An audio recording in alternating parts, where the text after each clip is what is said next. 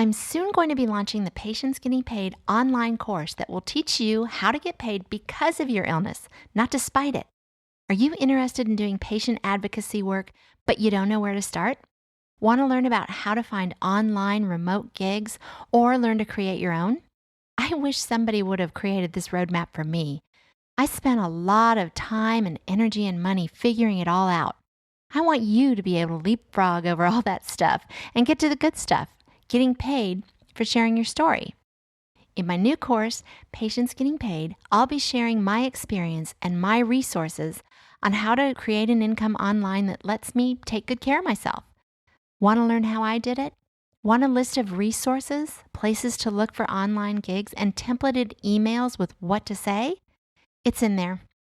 Want to hear about tons of different ways you can actually build a business while taking better care of yourself? It's in there. Want to be included in a database of chronic illness warriors so your contact info can be shared when opportunities for your disease come my way? Then get on the waiting list for Patients Getting Paid and be the first to know when it launches. Sign up now at patientsgettingpaid.com/list. Welcome to the FUMS Now podcast show, where you'll gain information, inspiration, and motivation for living your best life with multiple sclerosis. Find us online at FUMSnow.com. I'm your host, Kathy Reagan Young. My guest today is neuropsychologist Leavitt. Last time we spoke with Dr. Leavitt, she described lines of research she's conducting in her lab at Columbia University's MS Center, including cognition and lifestyle factors like diet, exercise, and mood in MS. Today, Dr. Leavitt is back, but in her new role as co-founder of eSupport Health, a telehealth company providing online support groups for people with MS that she created based on her research showing the benefits of social support for people with MS. Let's go say hello again and welcome back, Dr. Leavitt. Hello and welcome back, Dr. Leavitt. Thanks for being here today. I really appreciate your time. Hi, Kathy. It's great to be back with you. I really appreciate you inviting me. Absolutely. I say welcome back because you were on the podcast, but it was episode 13. It was a while ago. Here we are at episode 70, which is so exciting. I'm so happy that you came back. I was super excited to get your email. You said that you had been hearing from a lot of people who heard you on the pod. So that's exciting. And you wanted to come back and share your new venture, eSupport Health. And I cannot wait to hear all about it. I remember after your last interview, after I turned off record, which now I wish I would have left it on, you and I chatted a lot about connection and how really, really important that is. I mean, to everyone, but certainly those suffering from chronic illness, and in particular, of course, MS. And boy, do we have data on that now. Thank you, COVID.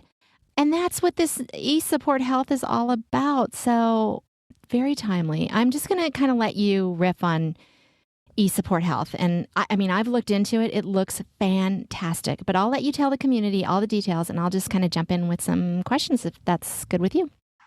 That's great, Kathy. Thank you. Sure. Yeah, I have fond memories of our talk together, and I think for me, it's an interesting anchor in my career trajectory because it's when I was just starting to think about social support and how important it is to brain health and overall health. And, it came in at the tail end of our interview, but for me, it was starting to take a really prominent place in my thinking as a scientist. Mm-hmm. And what I've done with eSupport Health really for me is the ultimate perfect extension of research science, where we take an idea from the laboratory and we move it to life. And that's why it is incredibly fulfilling for me. What I mean by that is that I began to think about, I'm very much grounded in bioevolutionary theory. And so when we think about brain health, overall health, and how we got to where we are as human beings, Mm-hmm.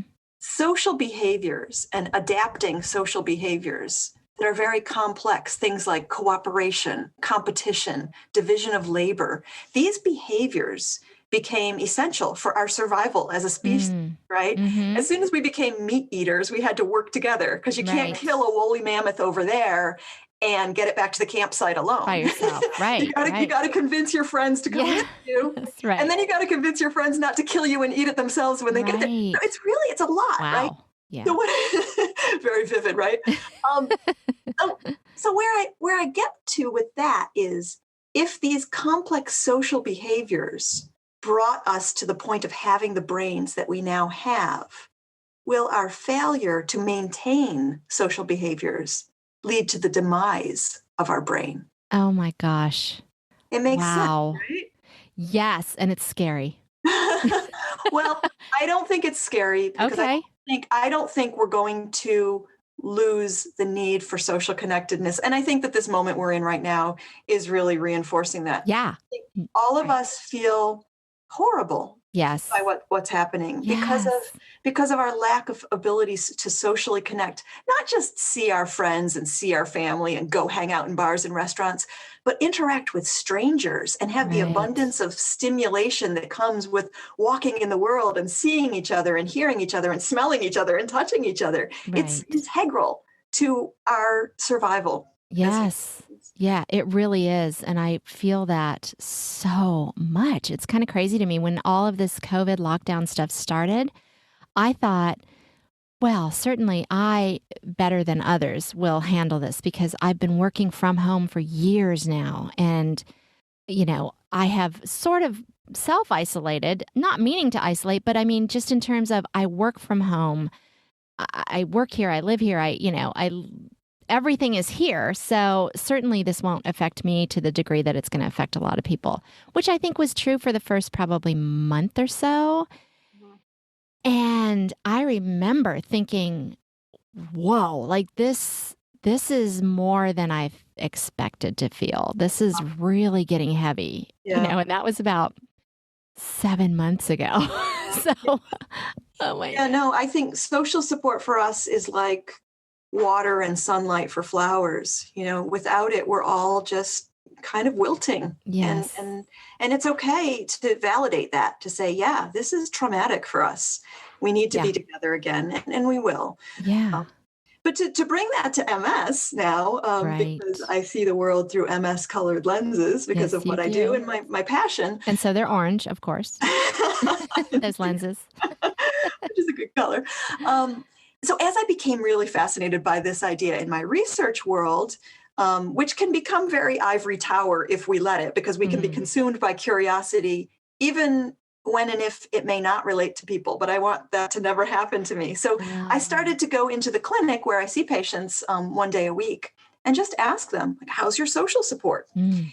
And what they told me was like a tiny bit surprising. It wasn't exactly what I expected to hear. Mhm. What they told me was, my social support is great, Dr. Leavitt. I have really supportive friends and family. I'm really lucky, but nobody Mm. really understands what I'm going through. Mm. And I feel Mhm. really alone in my experience. Mhm. And it was this alone among many that really Yes. captivated me and captured me, because I think there's no more lonely feeling in the world than feeling alone in a room full of people or in a city full of people. True. Yes. Just this feeling of like, I'm in this on my own and I have to navigate this on my own. Mhm. And, you know, more along those lines that I've come to understand by speaking with all of my patients all of the time about this, is that in many ways, you know, I hear people say things like, I'm too tired to explain exactly how I feel. Mm. I don't have the energy. And there's Right. also sort of like we want to protect the people around us from necessarily knowing how much we're going through. Oh, You know, yes. learn Yes, that resonates with me for sure. I don't want to sort of burden my loved ones with that exactly. often. Mhm. Yep. And then Mhm. there's this other piece that I stumble upon all the time, which I think is really interesting and kind of hard to wrap your head around. But like many of my patients say to me, when people say to me, "Oh, but you look great. You don't look like you're sick," that Mm. doesn't necessarily land as perhaps the person who said it wanted it to. I think, Oh, you got that right. yeah. There are some people that really pisses off in this Yeah, well, community for sure. I think it comes back to this feeling of Yeah. loneliness. Okay, good. I'm glad I look great on the outside, but I'm not great on the inside. And Right. somehow I want you to know that, but I don't want you to know that. I want you Yes. to think I look great. And I want you Yeah. to think that I am great. But I also don't want to be alone here not feeling great. Right. Right? Yes. Yes. So it's Yeah. this like weird It paradox where you're sort of is. trapped. Yeah, that's very well put. That is very well put. I actually did a podcast not too long ago, a solo podcast, where I spoke exactly of that because I hear this all the time about people are a little pissed off when people say to them, "You look great." Yeah. And my point was, we as MSers have to take into consideration intent and the intent of the person who's saying that to us. And I'm gonna venture to say at least 9 times out of 10, it is meant well. It is intended as a compliment. Yeah. And I say, and if you know for a fact it's not, or you suspect strongly it's not, then you need to remove yourself from that person because they're jackasses and you don't need them in your life anyway. But I love the way you just explain that. It's so much clearer because it really is a paradox because you really, you might take it in as a compliment, but oh gosh, at your gut, you also go, but I'm not. Like there's this little MSer inside you screaming, but I'm not okay. And why can't you recognize that? But you don't want them to recognize that. But yeah, this back and forth stuff. Yeah, this dualism whereby we want to hide, but we also want to be seen. Be seen, yes. Yeah, that's very well put. And it's heartbreaking. And at some point, I came to feel very strongly that sitting across the desk from somebody who says to me, I feel really alone in my experience because nobody understands what I'm going through. It wasn't okay for me to just sit there and go, oh, I'm really sorry to hear that. It wasn't okay because I knew myself to be in a position to bring them together with other people who do understand a lot. I can't say exactly because everybody is special and different, but a lot, other people with MS really, I mean, I see it now. I'm running these groups and people, they finish each other's sentences for them. They're like, oh yeah, I'm there. I hear you, and it's a relief. I think it's just a feeling of relief to come into a group of people where you don't have to walk everybody through it from beginning to end. Right. Right. Yes, exactly. I believe I shared this with, I can't remember. I should have looked up the date of our last episode, but for a number of years now, anyway, I have had a once a month support group, online support group, and it has been phenomenal for so many reasons. In fact, I have it today. It's the first Friday of every month for the exact reason you just said, because there's no catching someone up on the narrative. We all get it. You can just say something and everyone goes, oh yeah, I get that. Yeah, I understand. Yep. Been there. And we start from just this basic knowledge. Yep. And something else, Kathy, that I've learned by watching and listening, as human beings, everybody in our lives, we protect or we have filters that we put on. So we want to be seen certain ways to different people in our life. We want some people to see us as strong and fearless. We want our family to not necessarily know all of our pain. Right. But with these groups, we can be exactly who we are and not be working to protect the people around us or to protect our own egos. We can just let it all hang out. Right. Yeah, exactly. I have said before that I don't want to bring any toxicity to my family. So, this group is great because I just let my hair down and I just let the shit flow. Like, this is exactly what I'm going through. And I know you people understand and you're not judging me for it because you're going through it too, or you have gone through it, or you will go through it. And we all get it. So you are spot on. And this need for connection and a knowing connection, because as you said, your patients were telling you, I have support. I have these people around me, but they don't understand. And I need someone who understands. So you're exactly right. So important. So what I started doing back then, Kathy, and we kind of have to try to remember what it was like living in 2017 way back then. Right. But, I was using Zoom links and I invited my patients to come and join me, once a week Zoom link before anybody knew what that meant. And I had an intrepid bunch of patients who were ready to follow me anywhere because they believed in what I was suggesting. And so they tried it. They took the leap of faith with me. They tried it. We started to do these meetings. And after just a couple months, I said to myself, okay, we've got to make this science now. We have to take the benefits that I see that are right in front of me, and we have to quantify them because that's what I do. I'm a scientist. Right. So through the support of a grant from the MS Society, I ran a clinical trial of eSupport. I called it Nice. eSupport back then. That Mhm. was my first group.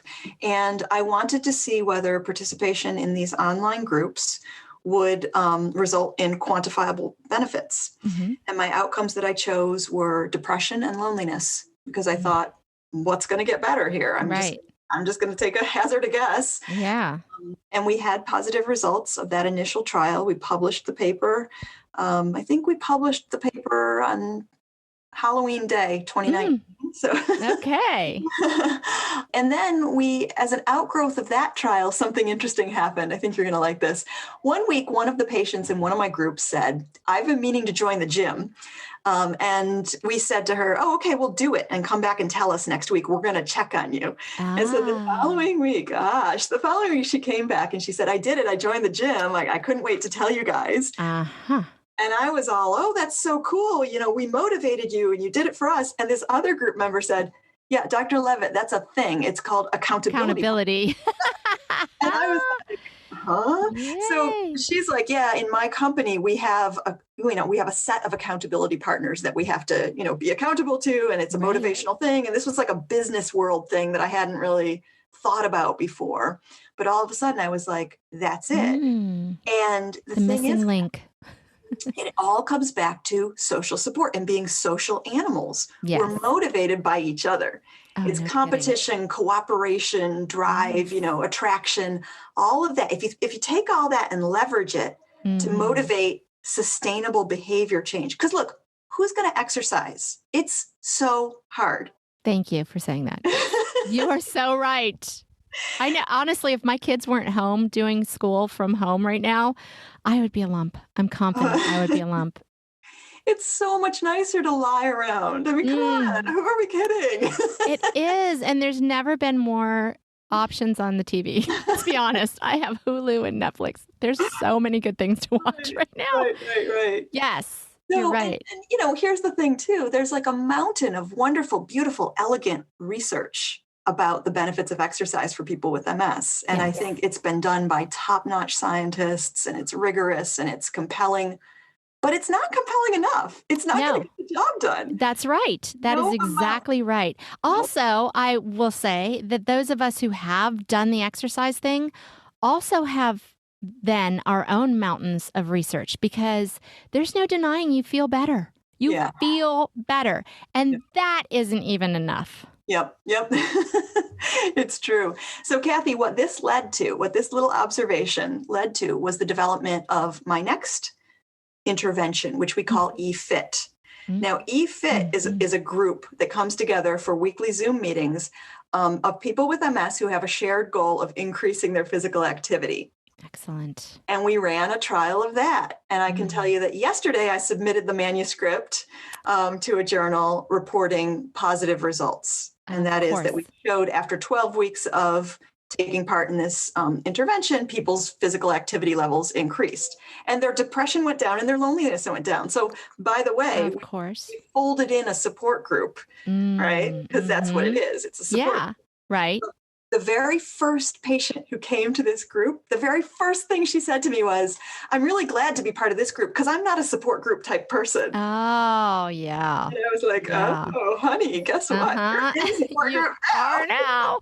That's great. Yeah. But a lot of people do resist coming to a support group because it's scary. Yeah. It is. It takes a lot to say, I'm here because I'm accepting that I have MS. Right. It's really hard. Well, also, let me tell you, I have had some really horrible experiences with support groups, particularly in person, which is interesting to me. I have some thoughts on that as well, but just super depressing. And it was just kind of a bitch session. I'm not interested in that. I don't want, no thanks. Which drove me, in part to start my online support group because there is something, I think, I get the social isolation and it's good to be around people, but there's something so much more freeing, I feel like. This is why I really like telemedicine.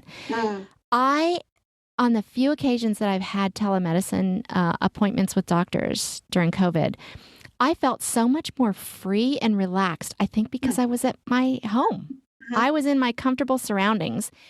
And I think that's why, in part, this works because you are relaxed. You're in your own surroundings.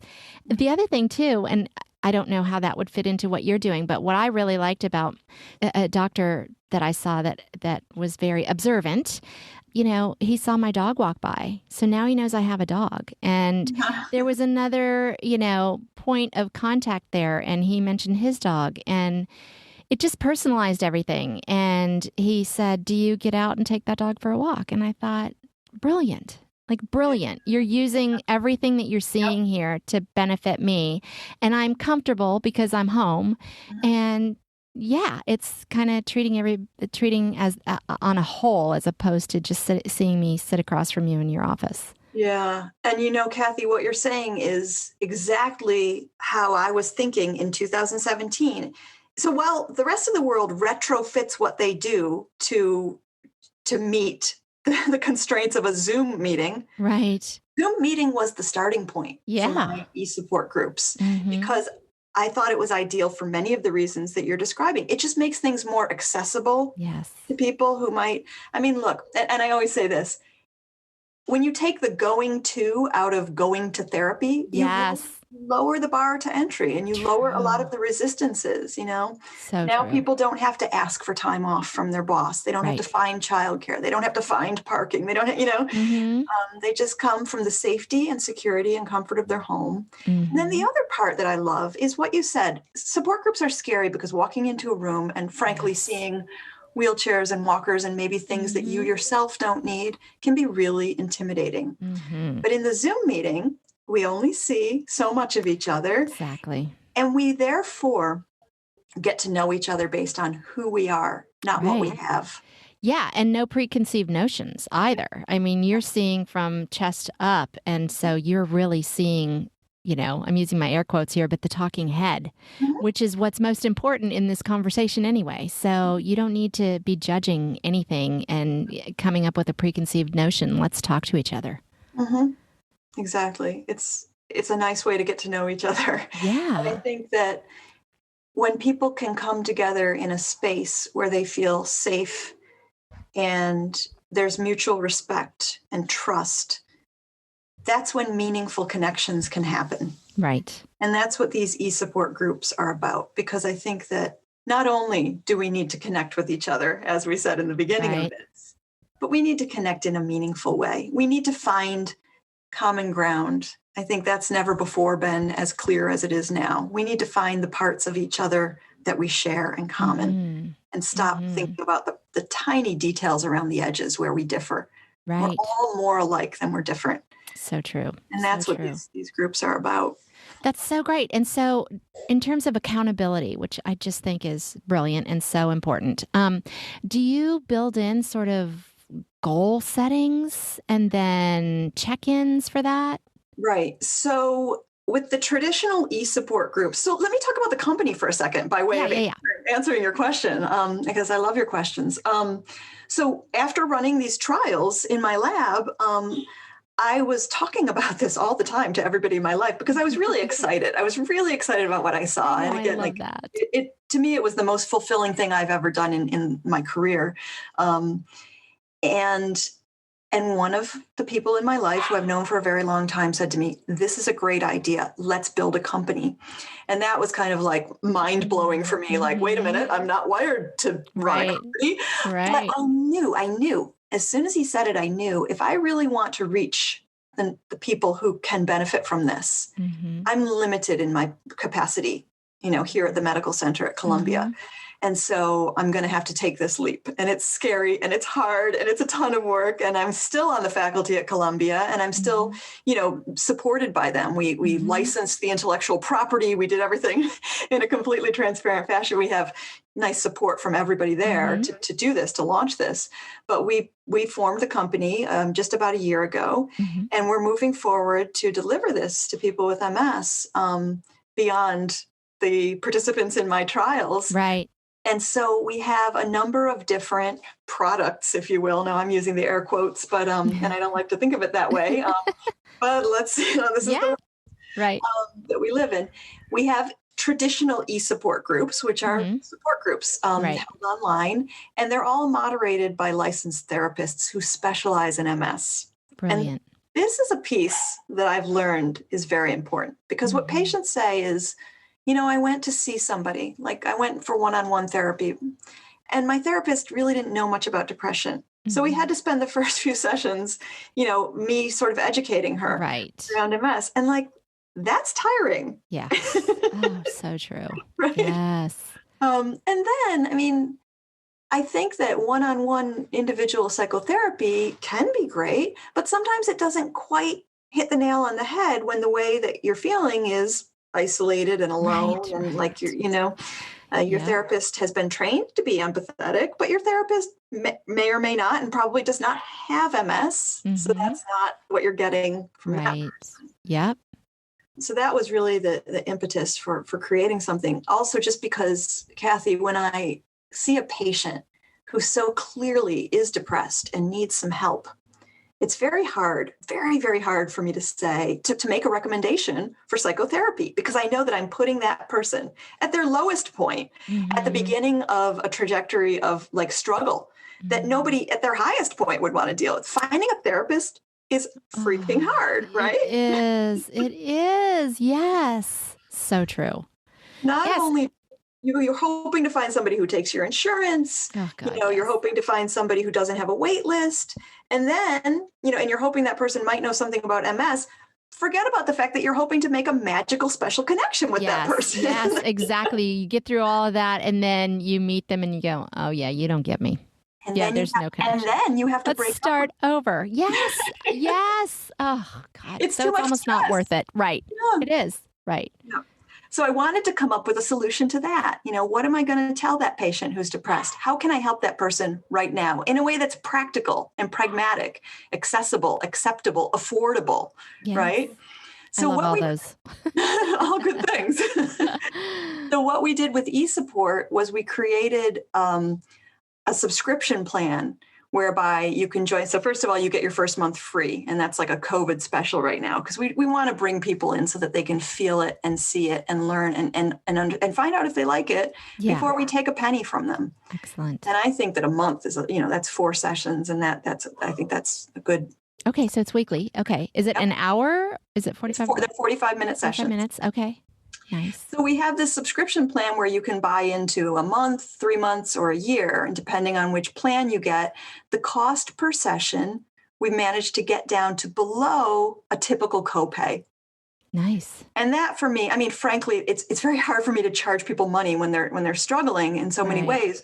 But because we can get it to below a typical copay, if you set it side by side, individual psychotherapy, now it makes sense, Right. Yeah, absolutely. And also, as an aside, and I'm sure you know this from your perspective as well, but from a perspective of a business, there is something very real about investing in yourself. I don't care how much money. It's a big difference when you put money into something. You take it more seriously. I don't know the science on it, but I've seen it over and over and over again. Yeah. I do coaching with MSers for life strategy. I also do it for finding like jobs, remote types of flexible work situations, whether creating them or finding them for people with chronic illness. And I did many free ones at first. And the buy-in was completely different from the people that I did it for free and the people who paid. There's more value. It's seen as more valuable. I don't know what it is, but you feel like, damn it, I'm going to show up. I paid for it. I'm going to show up and I'm going to do the work. And, there's just so much value placed on the money aspect. And so I think that's really important. And it's so awesome that you got it down to what a typical copay would be. That's perfect. Yeah. Perfect. And in addition, we're working very hard to partner with healthcare companies, health insurers, so that it can be part of, your plan, so that once your practitioner makes a recommendation that you get into a support group, there's a path of least resistance to making it happen and getting it paid for and covered. This is going to take a bit of a seismic shift in the way we're thinking, but I think we're moving towards that. We already, are valuing mental health care much more now than we were 7-8 months ago. Exactly. We've got lots of indication why we need to now. I love this. I love this on so many levels. I can't even begin to tell you. And I love that you're doing the COVID-19 special. So the first month is free. And then as you said, it's a subscription model. But there's not, what I'm hearing is there's not some sort of long contracted time frame. So I'm not signing for a year. I could do it for a month and, 2 months, just see how it goes. And then I can continue on. Exactly. I mean, my hope is I want to get people to come in the door because I think that piece is it's just so hard. We talk a lot about acceptance. We talk about it in our groups. It's a theme that comes back over and over when I talk to patients. And I have one patient who always says to me, I get it. I know I have MS. Okay. I accept it. But there's level that I accept. What do you want from me? Yeah. There's levels, There are levels. Stages of grief. There's stages of acceptance. True. And it's one thing to know and understand I have MS. It's another thing to come into a room, a video room, whatever, and say, hello, I'm Kathy and I have MS, right? That's a different level. It is. And I say that. I did this speech thing in Philly a couple of years ago, and that's exactly how I started it. And I can't believe what came out of my mouth after that. So I said, hi, I'm Kathy and I have MS. And then I said, and that sounds like I'm in an AA meeting. Right. And everybody's looking at me like, it kind of did sound like you're at an AA meeting. Right. Hi, Kathy.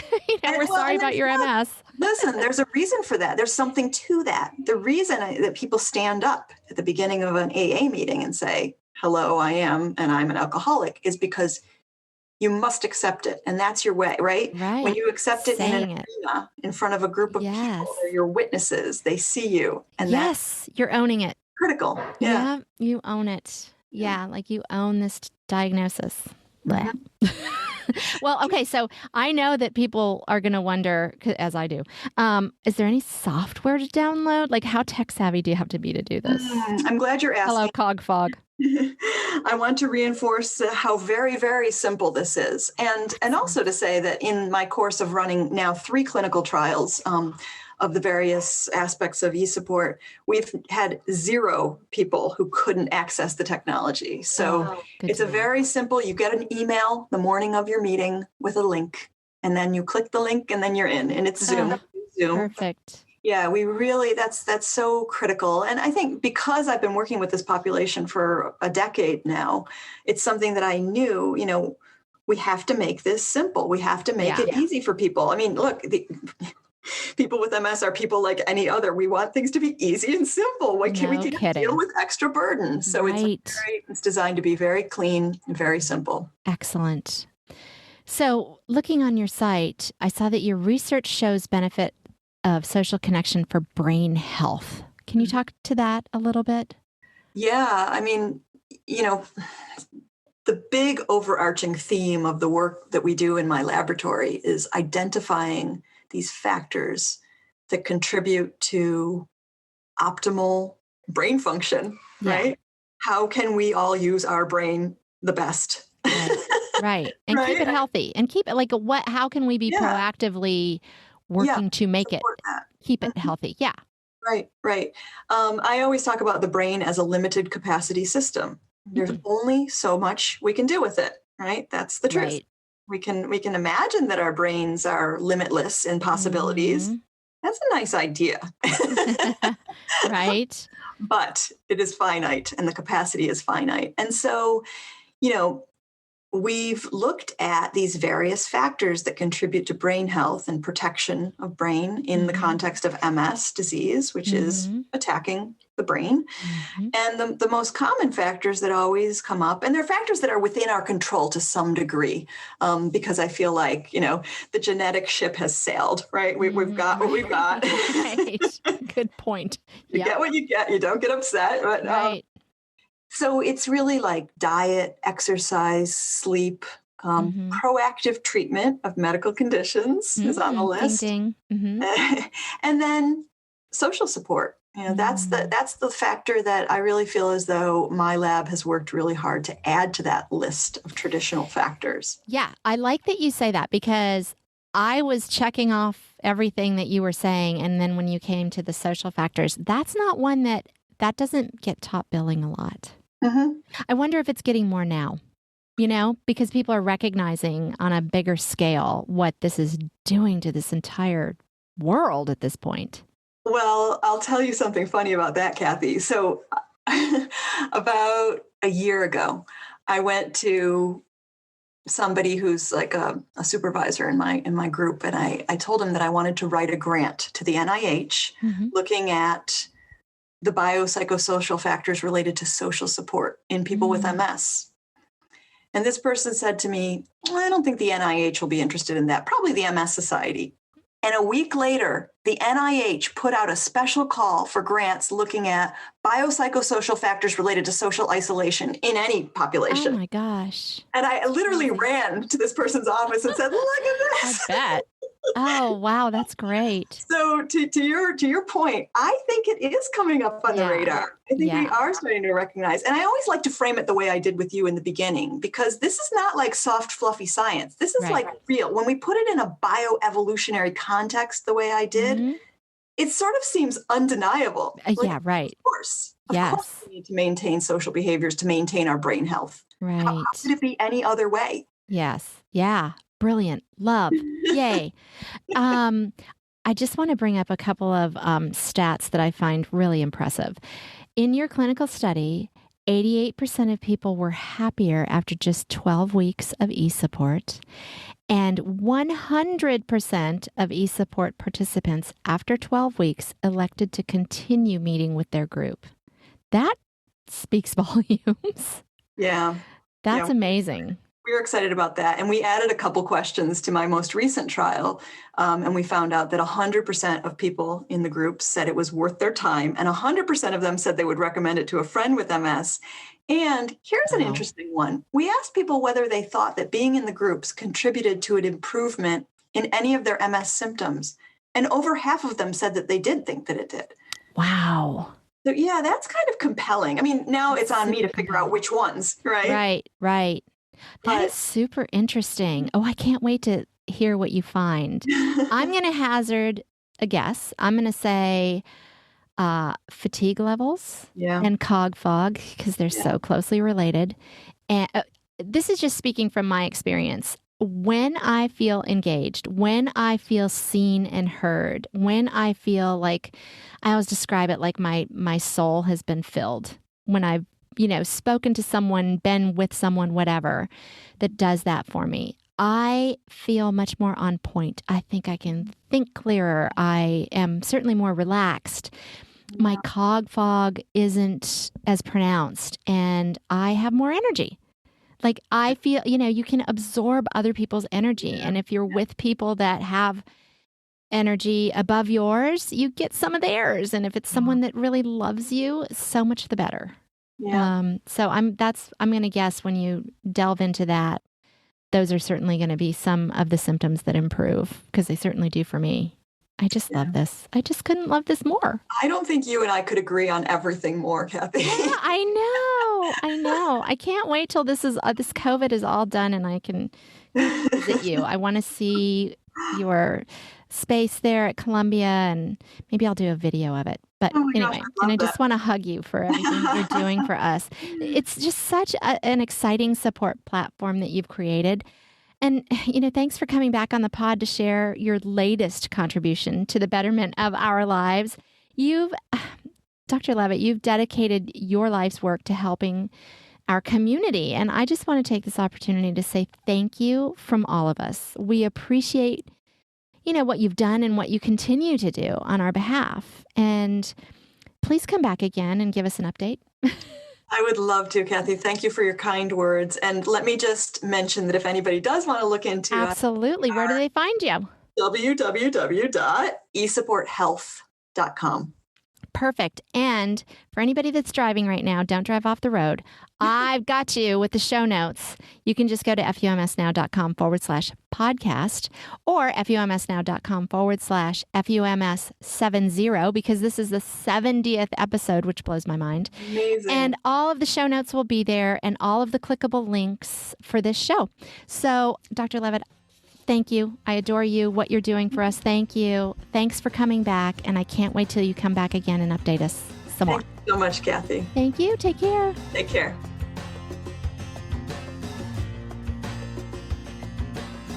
quick shout out to Steve Woodward at podcastingeditor.com for the fantastic work on this podcast, including editing, show notes, and ingenious ideas. If you'd like help with your podcast, whether you're just starting out or an old pro, visit podcastingeditor.com and tell Steve I sent you. Thanks, everybody. I really appreciate you listening to the FUMS Podcast Show. Be sure to subscribe to it so you won't miss an episode. You can do that right on the website at FUMSnow.com. While you're there, sign up for the free email list so you'll be among the first to know of any new findings in MS research, new therapies and products, as well as any blog posts and podcast episodes I release. Want to chat with others in the FUMS community? Join us on Facebook at FUMS Now. Thanks again, and don't forget to talk to the stupid disease as it deserves. Tell it FUMS every day.